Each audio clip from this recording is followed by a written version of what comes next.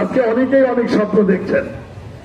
আজকে এরা এমন একটা ভাব যে এরা আন্দোলন করে হাসিনা নামাইছে আর আমরা ফিরছি।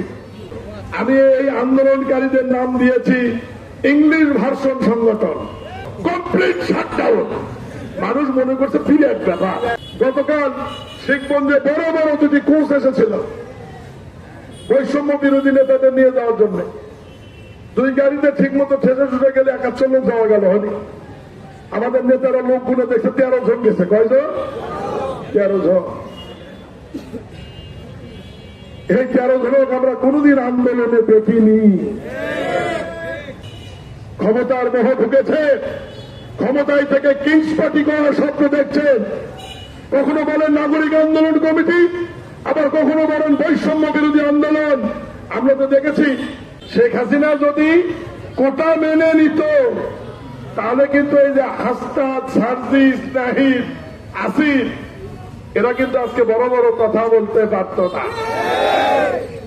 আজকে এরা এমন একটা ভাব যে এরা আন্দোলন করে হাসিনা নামাইছে আর আমরা ফিরছি 15 বছর। বাঘের বাচ্চার মতো হুঙ্কার দিয়ে ডেকেছিল গতকাল শহীদ মিনারে, মনে করেছিল কোটি খানিক লোক হবে। দেখেছি আমরা ছাত্র শিবিরের নিয়ে, ছাত্র শিবিরের পতাকার ছবি আছে আমাদের কাছে, ভিডিও আছে। জামাত শিবির সহ কিছু সংগঠনের সহযোগিতায় তারা একটি সমাবেশ করেছে। ঘোষণা দেওয়ার কথা ছিল।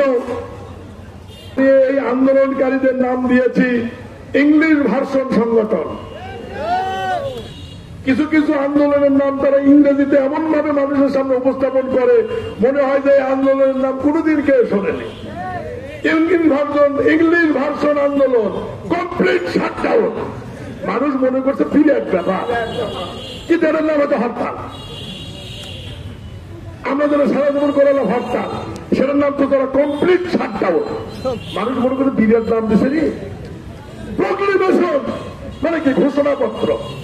মানুষ মনে করতো ওরে বাবা, ইংলিশ ভার্সন সংগঠন কি কর্মসূচি বোঝাই দিবি, প্রক্লেমেশন মানে ঘোষণাপত্র, যেটা আমরা বলি ঘোষণাপত্র। সেটা প্রত্যাহার করে পরে ঘোষণা করলো কি মার্চ ফর ইউনিটি। এটা মানে কি ঐক্যবদ্ধ ভাবে, বাংলা করলেই হয়। মানে এমন এমন ইংরেজি ইংলিশ ভার্সন সংগঠন মনে হয় যারা বিরাট কোন কর্মসূচি দিল।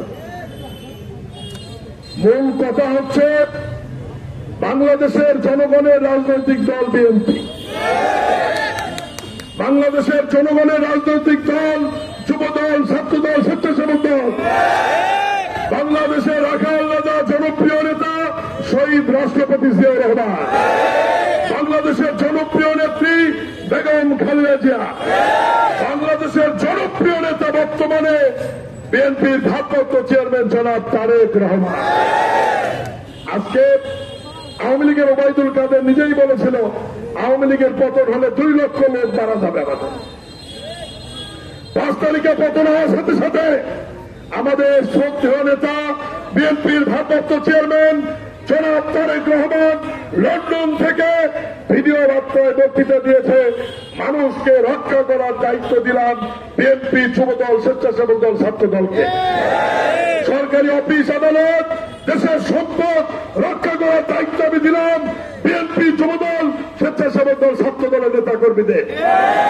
আমরা 5 তারিখে স্বৈরাচার ফেরাউন নমরুদ হাসিনার পলায়নের সাথে সাথে উপজেলায়, জেলায়, গ্রাম, পাড়ায়, মহল্লায়, হাটে, বাজারে ছাত্রদল, যুবদল, স্বেচ্ছাসেবক দলের সৈনিকেরা আমরা দাঁড়িয়ে আছি এবং কোথাও আমরা কোনো ক্ষতি হতে দেইনি।